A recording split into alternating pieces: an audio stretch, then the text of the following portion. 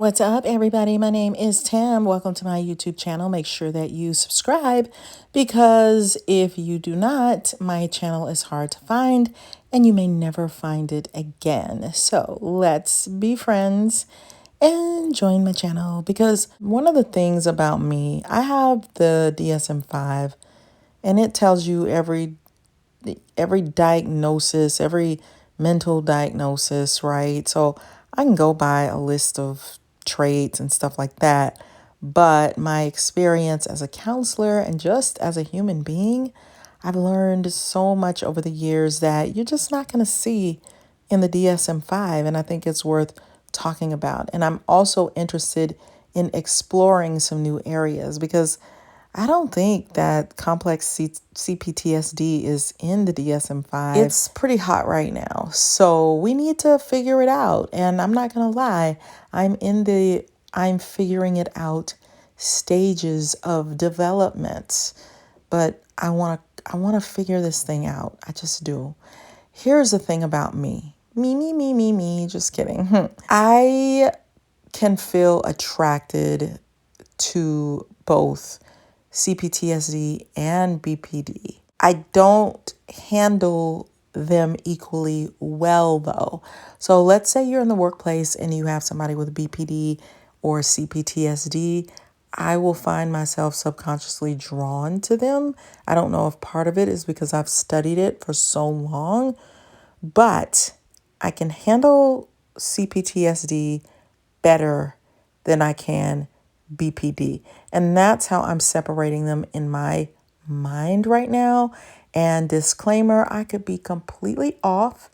And so you're welcome to tell me if I'm incorrect on something. I just ask that you do it with a little tact. But in my mind, if I have to deal with one over the other, I want to deal with the Cptsd person in its purest form and not BPD. The thing that gets me with the BPD is the over clinginess and the attachment to someone like 5 minutes after we've met. We've got an issue. Like, I'm serious. I've met people before who have, oh, let's exchange numbers. And the next thing I know, they're ringing my phone like 30 times. That's BPD. I can't handle that. That sends me into freak out mode. A Cptsd person is more likely to push people away, to isolate, to be alone, to be comfortable being alone. That doesn't mean that they are not triggered into clinginess or acting out behavior because you're leaving me. Like, let's say their adult child is visiting them and it's time for that child to leave. They may start a fight or an argument. So borderlines will do that too. But there's a level of independence that I see in Cptsd.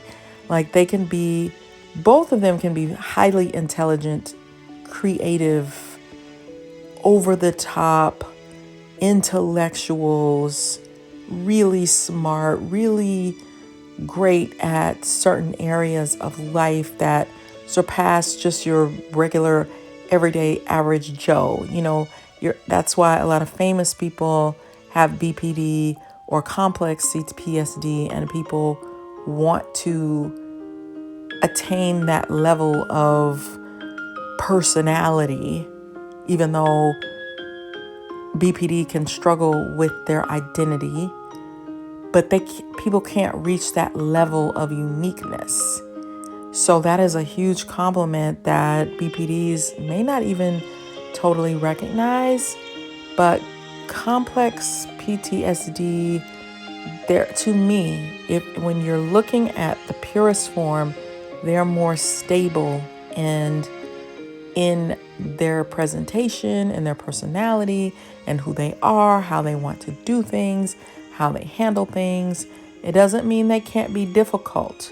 Where I see difficulty in Cptsd is they're fighters. And if you look in Reddit, they actually have a section that you can join for CPTSD fighters. I didn't know that because I had already created a video, and I don't know if it's been released yet, about CPTSD fighters, because that's one thing that I notice about them is they are fighters. It doesn't mean that BPDs aren't also fighters, but I think they could go more into a super tantrum mode where they're totally not making sense, where they're totally going crazy because they don't want you to leave them. So now I'm going crazy. I'm threatening suicide. I'm saying all this outrageous stuff. I'm just having a full-blown, angry, out of control tantrum. CPTSDs, they are fighters too, but they may more so fight for the underdog or for something that they believe strongly in, or they can get angry really easily. PTSDs can, about certain things, and they're not always right on those things. Sometimes they are absolutely off base, but they are just triggered into a rage. They can have a super hot temper.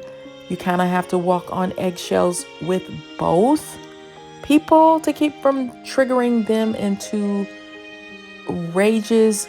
But I find that with CPTSD, you can have a sensible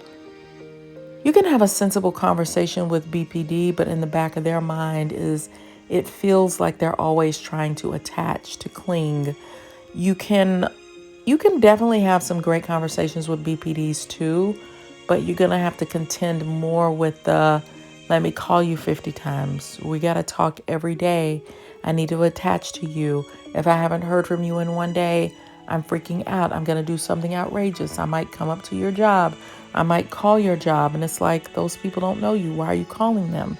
And trying to talk them out of that. CPTSDs, they can restrain from that.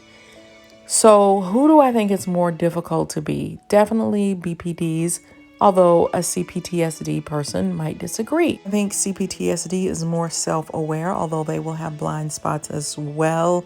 But they will frequently say things like, I'm trying to run away, but myself keeps following me. Like I can't get out of myself. I'm trying to escape from me because my mind is overactive. It's over anxious. It's driving me crazy. I don't know what to do with all of this. Like, I can't shut my mind off.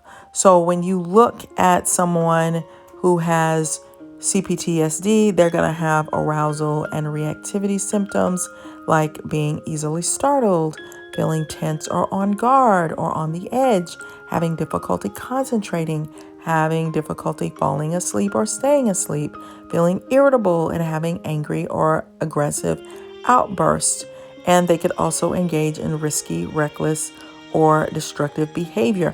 That last one, borderlines are going to have an area of acting out. These traits you may also see in BPD, but like I said, I think if I were to take one characteristic that makes it so much easier to be just pure CPTSD is, it's not to say that they don't have some level of abandonment issue, because they do, but they can channel it better. They can channel their energy better when it comes to that area. They can find outlets.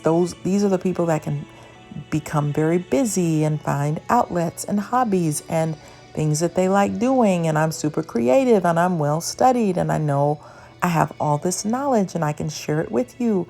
They can also have kind of a swag about them, like a coolness, like something that is very engaging. They can be kind of Enneagram 6-ish to a certain degree, but they may be more in the unhealthy area of Enneagram 6, but there's more of a stability. Like if you were to choose a parent, you probably would go with that CPTSD, although you might have you would probably still develop some codependency tendencies. You might also have some safety fears, and because they are usually obsessed with safety. And I need to do a video on just some things that I've learned from some CPTSD people on just how to navigate anxiety, because they're going to be more driven with anxiety, and I think borderlines are going to be more depressed and anxious. So I think it's much more difficult to be a borderline. If you are borderline, some of the top symptoms are fear of abandonment, a pattern of unstable relationships. See, I think CPTSD can have more stable relationships. They have an unstable sense of self. I think CPTSDs have more of a grip on who they are, although they may struggle a little bit to fully describe who they are if you press them, but there's still a better sense of self. BPDs have impulsive behaviors. CPTSD may not feel as impulsive. They may lean more towards, let me find stability, let me find safety. CPTSD, suicidal behavior or self-harm. Some CPTSD people cannot relate to that. BPDs, frequent and intense changes in moods.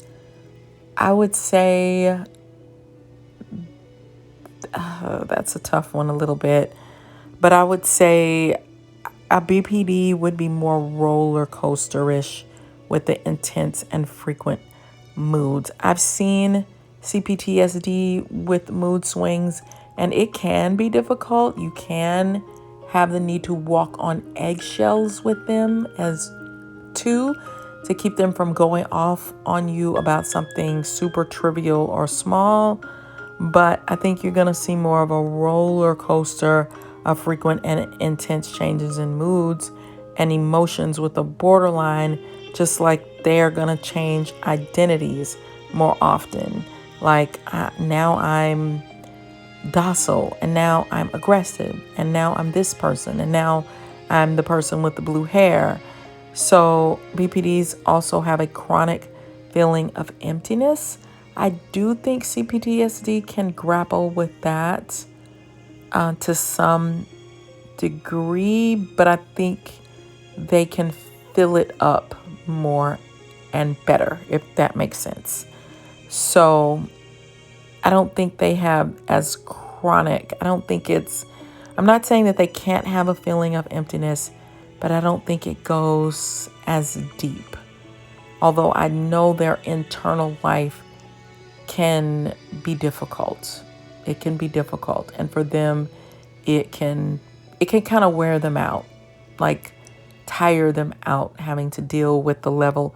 It's anxiety, Borderlines have an intense anger reaction. That's one of the symptoms that you will see, but so do CPTSDs. They can also have intense anger reactions that don't always make sense.